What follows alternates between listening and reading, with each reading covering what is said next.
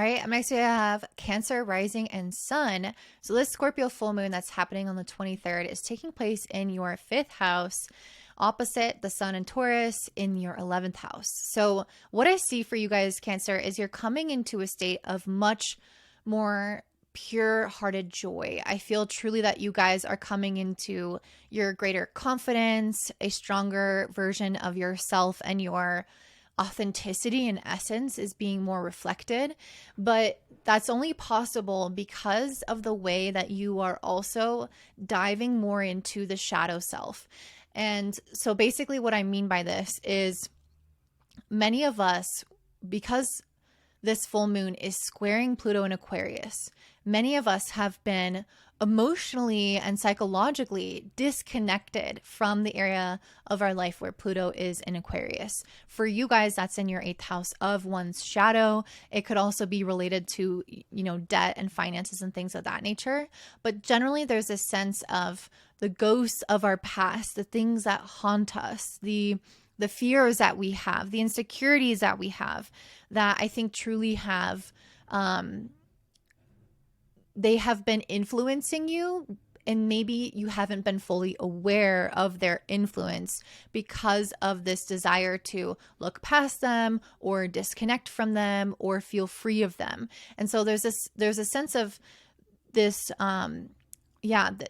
this shadow self being ignored, but it's still very present. It's influencing decisions. And now at the time of this full moon, we're all really diving deep into our emotions. We're processing things that are kind of in the way of our success and our happiness and our fulfillment. And for you, it's even more emphasized because of this square to Pluto being in the eighth house, which has that similar scorpionic feel to it in general. So I feel that there are things in your life that are really, especially with this fault line, that are really showing themselves to be a weak link in your life. And this could be so many things. This could be a perspective that you have, a friendship that you have, a kind of a goal that you're moving towards, or the way that you're moving towards it, a habit, an eating style, whatever. It could be anything. But there's a sense that there's something in your life that is a weak link that is very much going to display itself right now and is going to start to break down. And I think it's going to really break down when you start to try to move more towards your fulfillment, your confidence, your authenticity, your happiness, which is very fifth house. For those of you who have kids, things around your children could come up and your desire to connect with them more fully, have a better relationship with them more fully. But again, eighth house matters are going to be the thing that gets in the way of that if they're not addressed. So you won't feel authentic or as happy as you could or as connected to your children without first going into your shadow, without first going into your fears or your relationship with intimacy and vulnerability and your own emotional depths, and then possibly finances as well. But there's something there that it's like we need to face head on. We need to kind of go into the cave and confront and become friends with what we find in those dark shadows. And so ultimately, if you're able to do that, I think what you'll see once you go into that cave is that there are certain things in your life that are very precarious, that are actually wanting to leave your life, that are actually wanting to die off. The eighth house is the house of death. And so there's something that I think you will confront if you truly do face some of the darker feelings or some of the things that you've been wanting to avoid. I think once you look in the cave, you're going to see that there, again, is something that can't sustain itself anymore in your life if you truly are feeling all of your feelings. And so this fault line to me is suggesting that there are things in your life that you will transition out of, that you will leave behind as a result of truly connecting with your emotions.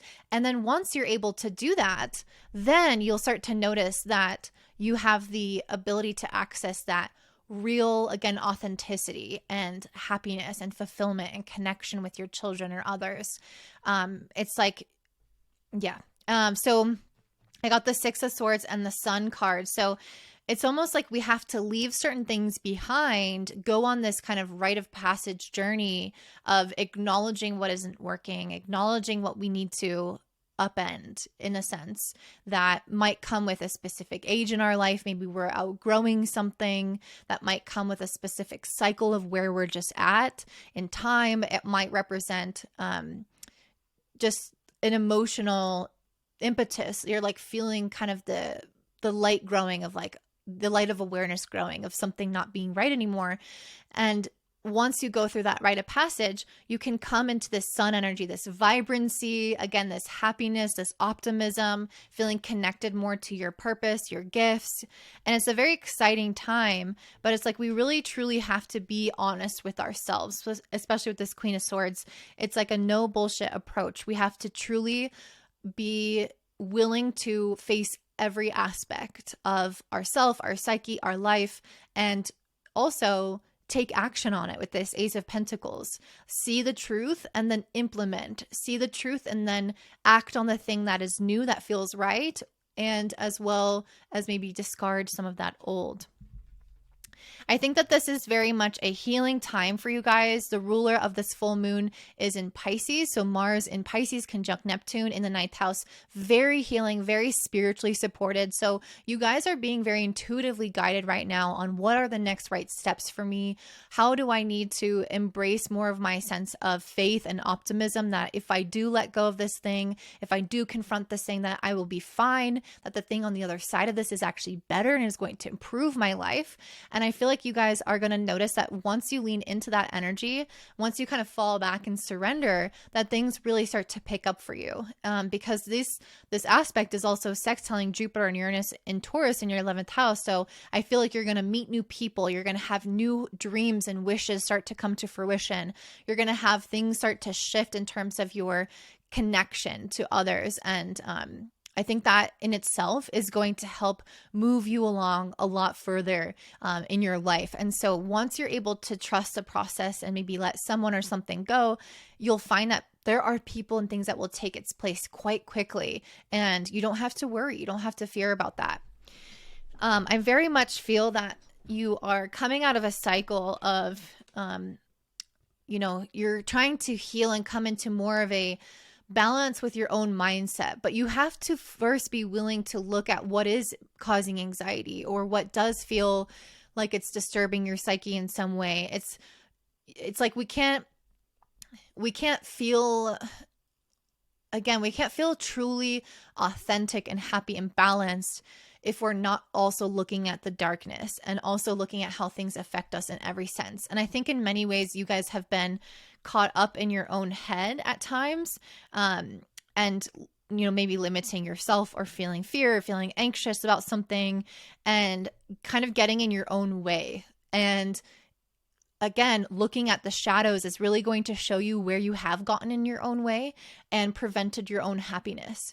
And I really see that with this Queen of Pentacles and the Devil in reverse. You're coming into a cycle where not only are you healing that anxiety, but you're also getting rid of these habits and situations and addictive patterns that keep you stuck in that anxiety, that keep you feeling powerless, that keep you avoiding your emotions. This could look like indulging in drugs or partying or friends or sex or anything that kind of takes you out of your feelings you might have, or even just watching TV, playing video games. Really simple things can take you out of your feelings and have you kind of never fully address the anxiety that you were feeling or are feeling about something in your life. And so this is saying that this is finally going to be addressed, and you'll be able to leave behind these things that you have felt honestly kind of trapped by and step into an energy with this Queen of Pentacles where you're much more empowered and much more in control, where you are having more of basically a way of taking care of yourself financially, health-wise as well, spiritually. It's like truly having everything from the physical reality to the emotional reality of being able to take care of oneself. And I see that you guys are going to start maybe implementing practices and things like, okay, I'm going to meditate in the morning, or I'm going to go for a walk, or I'm going to do this instead of play video games. There's a sense of you guys firming up your life and replacing the bad habits with the good ones in order to make sure that you are actually really happy. So you're going into the shadows, you're changing some things, you're addressing some anxieties, addressing what is about to break down and what isn't working in your life. And then you're rebuilding some type of structure that's much healthier as a result of these changes. And it's going to help you feel just like so much brighter, more authentic, and content with your life. The last message I have is that you have this Aries stellium in your 10th house, the North Node, Mercury retrograde, Chiron, and Venus all together in Aries in your 10th.